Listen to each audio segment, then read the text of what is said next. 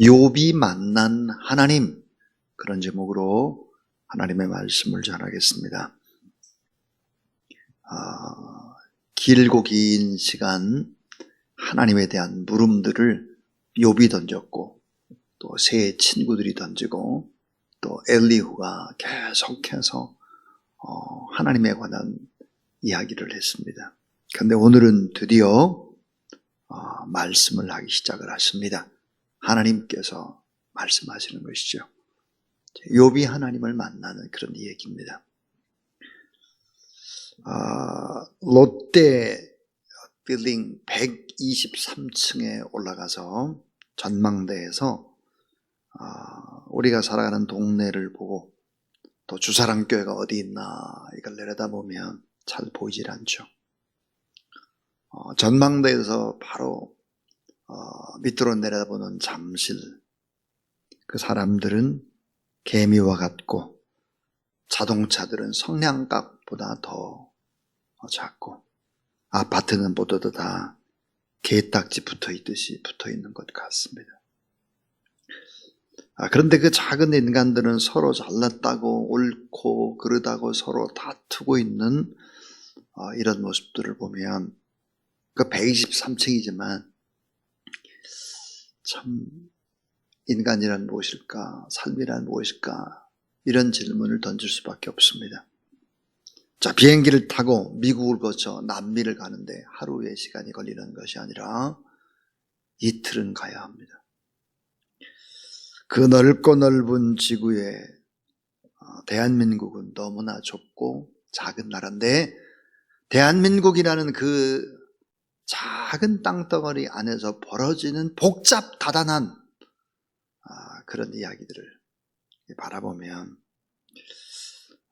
눈에 보이는 것만 바라보는, 또 그것만 믿으려고 하는 무지한 인간들의 모습, 그렇게 작은 땅덩어리에서 뭔 그렇게 다툼이 많을까 하는 생각을 할 수밖에 없죠. 인간의 무지함을 깨닫게 합니다. 자, 욥기는 고난이라는 단 한 가지 주제를 가지고 깊이 있게 토론하고 묵상한 너무너무 귀한 책이죠. 너무 귀한 책. 자, 절친한 욥의 친구 3명과 똑똑하고 성공한 젊은 엘리후, 그리고 당대에 살아온 사람 가운데 가장 뛰어나다고 하는 욥이 벌이고 있는 고난에 관한 논쟁들입니다. 자, 여러분, 욥은 성경에 보니까 순전했다 그랬고 정직했다 그랬습니다. 하나님을 경외했고 욥을 가리켜서 의인이다 그랬고 부자였고 지혜로운 현자다 그랬습니다. 욥이 그런 사람이었어요. 여기에 논쟁에 또 누가 가세를 하느냐? 악한 원수마귀 사탄의 세력이 가세를 합니다. 잘 생각해 보세요. 자, 공부도 많이 하고 똑똑하고 그렇게 한 욥의 세 친구들이, 또 젊고 성공한 엘리후가, 그리고 당대에 순전하고 정직하고 의인이고 여호와를 경외하고 악에서 떠난 자고 부자고 지혜로운 현자인 욥과 지식적으로 모든 방법들이 인간보다 훨씬 뛰어난 사탄의 세력까지 가미해가지고 고난의 문제를 계속해서 토론하고 있는 한 가지 주제를 가지고 이렇게 고난에 관한 문제를 광범위하게 토론한 책은 세상에 없습니다. 자, 대적자 사탄의 세력이 욥이 그렇게 잘 나가니까 하나님을 잘 섬기는 것이다, 욥에게 고난을 줘봐라, 그러면 아마 배반하고 자구하고 넘어지고 그렇게 할 것이다.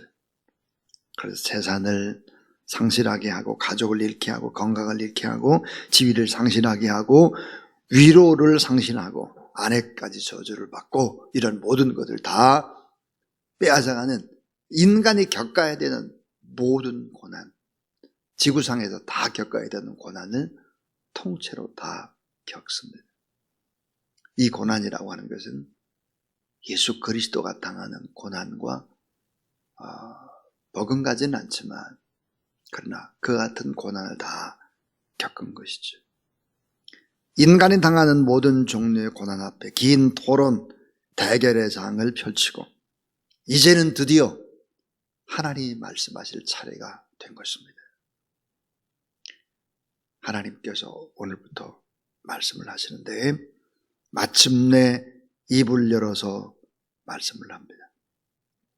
자, 1절 보시죠. 그때 여호와께서 폭풍우 가운데에서 욥에게 말씀하여 이르시되 그랬습니다. 자, 그래서 하나님이 이제 말씀을 하니까 욥이 듣는 것입니다.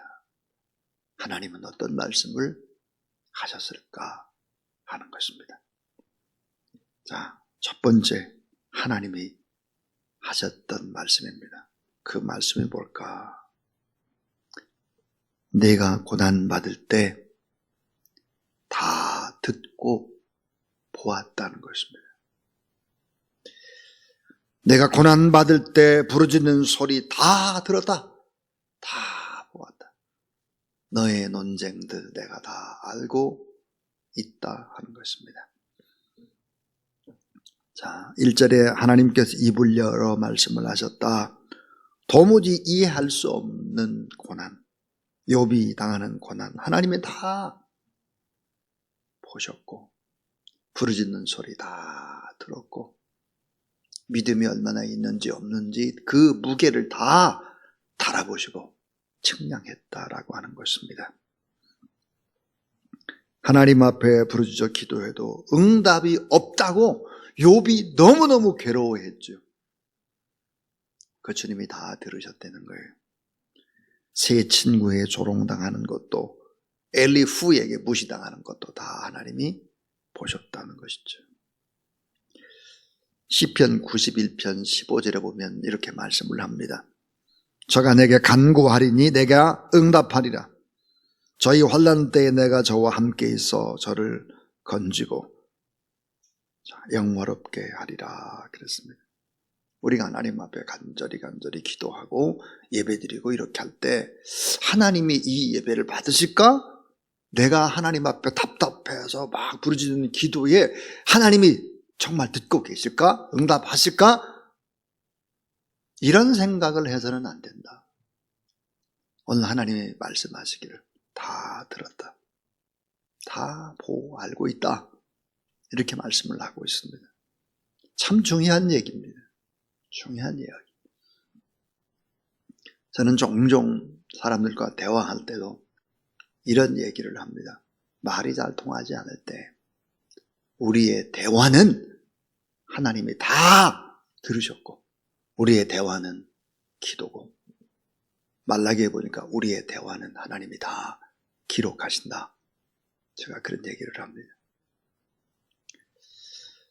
자, 우리가 고난받을 때 부르짖어 아파할 때 하나님 다 듣고 계셨다.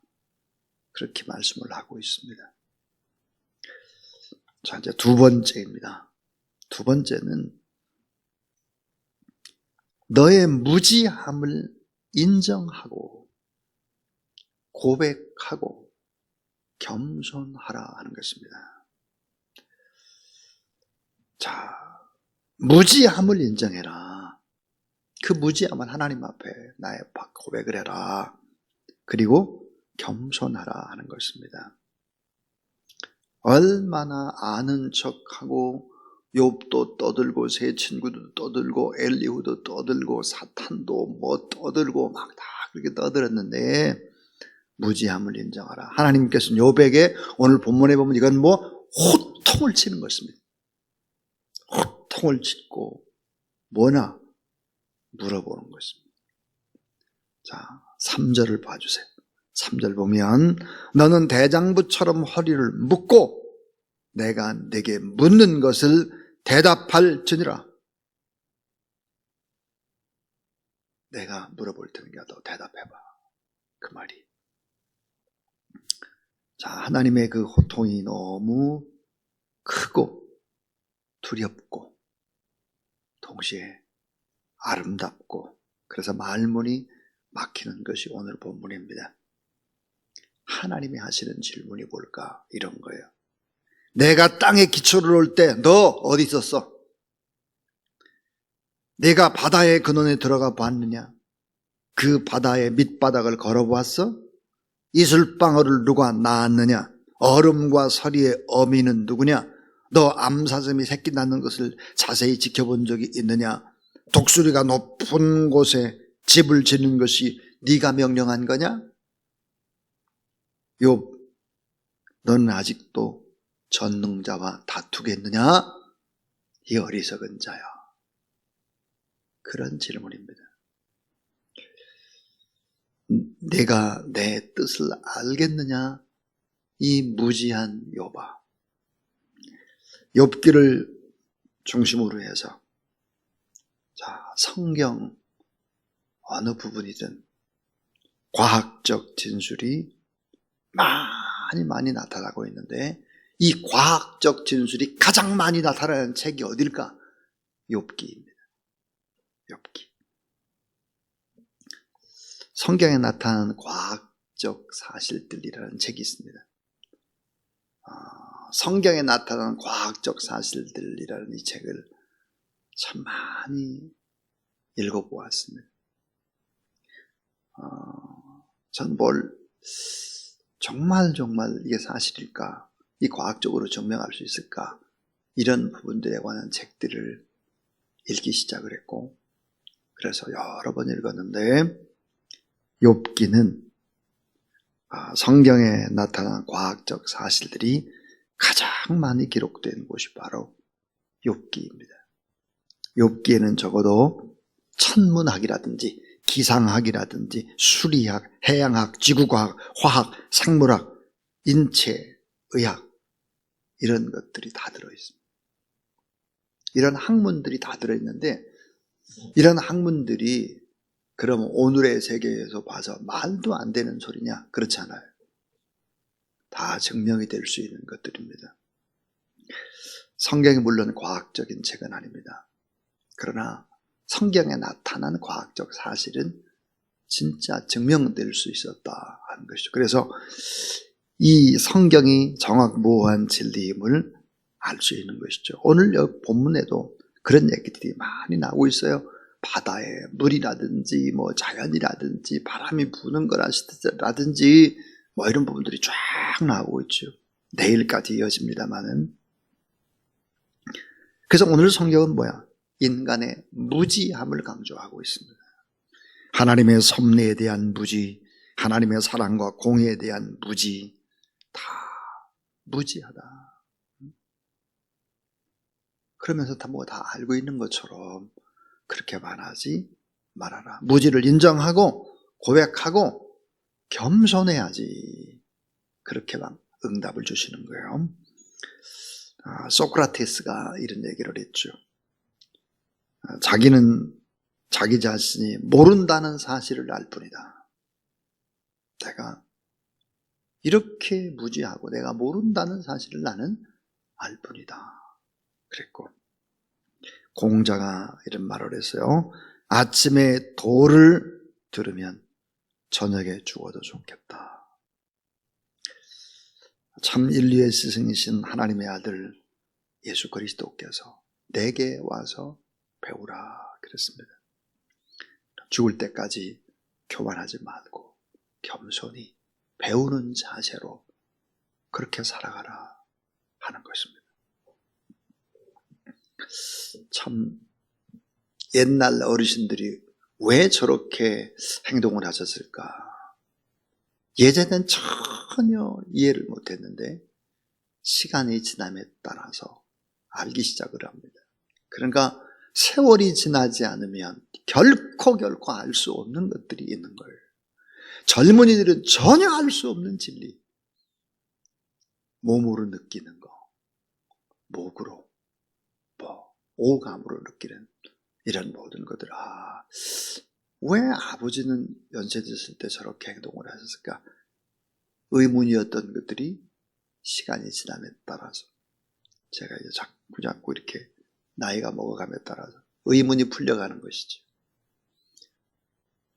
전혀 30대, 20대 이해할 수 없는 40대, 50대 이해할 수 없었던 일들이 터득되기 시작을 하는 것입니다.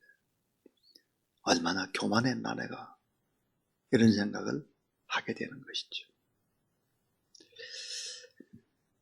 꽤 오래전입니다. 오래전에 잠실교회, 지금은 원로 목사님인데 원광희 목사님께서 이런 말을 했어요. 은퇴를 앞에 두고 저에게 하셨던 이야기입니다. 야, 이거를 60대 초반에만 알았어도, 50대에만 알았어도 내가 너무너무 좋을 것 같은데, 은퇴 다 돼서 알게 돼서 참 안타까워. 잘할 수 있었는데, 이런 이야기를 하시더라고요. 인간의 무지함을 인정해라. 그리고 그것을 하나님 앞에 고백해라. 그리고 한없이 자신을 낮추고 겸손하라. 이게 뭐예요? 욥이 만난 하나님이 들려주시는 말씀입니다. 마지막 세 번째는 하나님의 절대 주권 안에서 절대 초월자에게 절대 순복하라 하는 것입니다. 하나님의 절대 주권 안에서 절대 초월자에게 절대 순복하라 하는 것이죠. 절대 주권이 있다는 거예요. 자, 합력해서 선을 이루시는 절대 주권, 마침내 복을 주시는 하나님의 절대 주권. 자, 고난은 반드시 축복을 가져온다는 절대 주권. 하나님의 뜻대로 고난받으면 반드시 잘되고 승리한다고 하는 것이 하나님의 절대 주권이라는 거예요. 이 하나님의 절대 주권 안에서 절대 초월자에게 절대 순복하고 그분을 신뢰하라는 것입니다. 특별히 욥기가 강조하는 것 뭐예요? 고난의 원인을 따지고 분석하지를 말아라. 고난의 원인이 뭔지를 따지고 분석. 오늘날 많은 사람들이 따지고 분석하는데 1인자가 되었습니다. 그래서 잃어버리는 것이 많아요. 본질을 잃어버려요. 왜? 문제를 자꾸 확대경으로 들여다보고 따지고 분석만 잘하는 것입니다. 잃어버리는 것이 많아요. 고난의 원인을 분석하려고 하지 말아라. 만물의 근원을 캐는 일보다 더 중요한 일이 있다. 그것은 하나님 앞에 진실하고 겸손하게 하나님을 의지하고 경배하고 그분을 찬양하는 것이다. 그리고 헛된 지식을 자랑하지 말아라. 자신의 한계를 인식하라. 오직 예수 그리스도만이 광명의 처소, 그 길을 인도하는 분이시다. 19절, 우리 아까 요절이라고 그랬잖아요. 요절을 한번 다시 보세요. 19절, 20절 같이 읽습니다. 자, 시작. 어느 것이 광명이 있는 곳으로 가는 길이냐? 어느 것이 흑암이 있는 곳으로 가는 길이냐? 너는 그의 지경으로 그를 데려갈 수 있느냐? 그의 집으로 가는 길을 알고 있느냐? 하나님만이 알고 있다는 거예요. 하나님만이. 광명의 집으로, 광명의 처소로 우리를 인도하는 그 길은 하나님만이 알고 있다. 그러므로 고난의 원인을 분석하려고 하지 말아라. 거기에는 하나님의 놀라운 큰 뜻이 있다.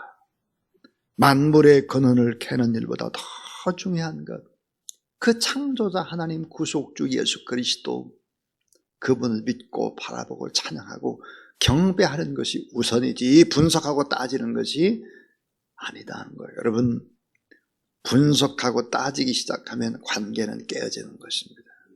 자, 자식이 아버지한테, 아버지, 내 아버지 맞습니까? DNA 검사합시다. 관계 깨지는 거예요. 그렇지 않습니까, 여러분? 그 아버지를 믿고 그 아버지를 신뢰하고 그 아버지의 사랑에 감복해서 그 아버지를 신뢰하는 것입니다. 그래야 부자관계가 아름다워지는 것이겠죠. 고린도후서 1장 19절에 이렇게 말씀을 합니다. 하나님의 아들 예수 그리스도는 예하고 아니라 함이 되지 아니하셨으니 그에게는 예만 되었느니라. 놀라운 말씀이에요. 하나님의 아들 예수 그리스도는 예하고 아니라 함이 되지 아니하셨으니 그에게는 예만 되었느니라. 예. 참 중요한 말씀이죠. 예수님은 하나님 앞에 예만 했지 아니요 이런 말을 하지 않았다는 거예요. 동문교회라고 하는 분당에 참 좋은 교회가 있습니다. 목사님이 이제 저보다 먼저 앞서서 노회장을 하셨어요. 이분이 이제 몇 번 자랑을 하는 것이 있습니다. 자기 교회 장로님이 계신데 이 장로님은 모 대학의 부총장입니다. 근데 서울 시내에 중요한 5개 대학 가운데 1개 대학의 부총장인데 자기 교회 장로님이라는 거예요. 이 장로님이 어느 날 목사님의 설교를 듣고 난 다음에 인사를 이렇게 하는데 눈물을 글썽글썽 하시면서 이렇게 말씀을 하셨다고 합니다. 목사님, 저에게 무엇인지 말씀만 하세요. 저는 목사님 말씀하시면 예입니다. 지금까지 큰 대학의 부총장의 위치까지 가 있지만 언제나 목사님이 얘기하면 예. 그래서 당회가 참 평안하고 참 자기가 목회하면서 너무너무 그분을 존경하고 사랑하게 됐다. 그런 얘기를 간증하고 이야기하는 걸 몇 번 들었습니다. 제가 들을 때마다 그랬어요. 저에게 또 나오네. 얼마나 사랑하고 싶었으면 그렇겠습니까? 얼마나. 여러분 고린도서 1장 19절 하나님의 아들 예수 그리스도는 예하고 아니라 함이 되지 아니하셨으니 그에게는 예만 되었느니라. 주님께서 그렇게 따지질 않으셨어요. 예. 하나님의 말씀은 오직 예만 된다 그랬습니다. 사랑하는 여러분, 하나님의 절대 주권 초월자 앞에서 절대 순복하고 절대 신뢰하고 예 이렇게 대답을 하고 믿음의 거룩한 길을 걸어가야지. 욥, 네가 그렇게 살아서는 안 된다라고 하는 이야기를 하고 있는 것입니다. 자, 욥이 만난 하나님, 그 하나님이 어떤 분일까? 다 우리가 고난받을 때 부르짖으면 안 듣는 것 같아도 다 들으셨다는 거예요. 하나님. 그 하나님 앞에 무지함을 인정하고 고백하고 겸손해야 되고 내 뜻대로 계획이 잘 안 된다고 할지라도 하나님의 큰 주권. 아까 제가 그랬잖아요. 롯데타워 123층 전망대에서 보니까 사람인지 구분이 안 돼요. 비행기 타고 한 이틀 정도 남미를 가는데 얼마나 끝없이 지구가 넓고 큽니까? 대한민국은 뭐야? 좁쌀보다도 작은데 그 속에서 이전 투구를 계속하고 있으니 하나님이 볼 때 얼마나 저런 쪼다들 어떻게 인생을 저렇게 사나? 그러실 거 아닙니까? 절대 주권 안에서 초월자에게 순복하고 그분을 신뢰하고 찬양하고 예 이렇게 하고 살아가는 저와 여러분 우리 모두 다 될 수 있기를 주님의 이름으로 축원합니다. 자, 79장 찬송 하나님 앞에 드리겠습니다. 79장입니다.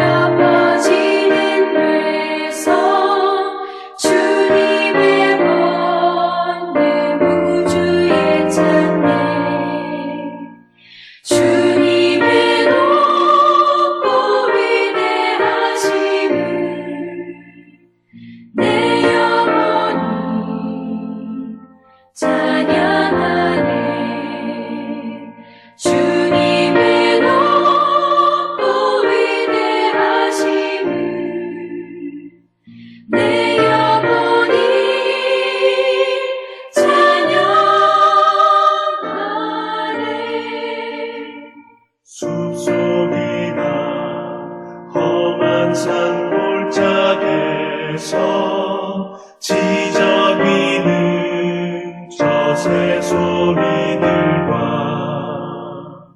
고요하게 흐르는 시냇물은 주님의 솜씨 노래하도다. 주님의 높고 위대하심을 내 영혼이 찬양하네. 주님의 높고 위대하심을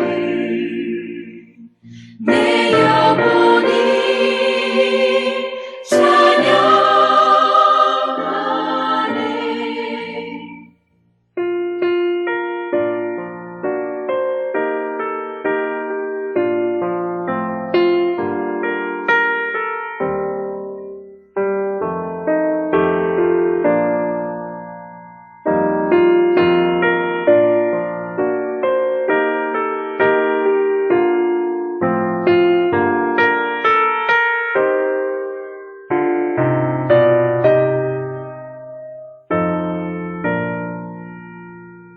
주 하나님 독생자 아낌없이 우리를 위해 보내주셨네. 십자가에 피 흘려 죽으신 주 내 모든 죄를 대속하셨네. 주님의 높고 위대하심을 내 영혼이 찬양하네. 주님의 높고 위대하심을 내 영혼이 찬양하네. 내 주 예수 세상에 다시 올 때 저 천국으로 날 인도하리. 나 겸손히 엎드려 경배하며 영원히 주를 찬양하리라. 주님의 높고 위대하심을 내 영혼이 찬양하네. 주님의 높고 위대하심을 내 영혼이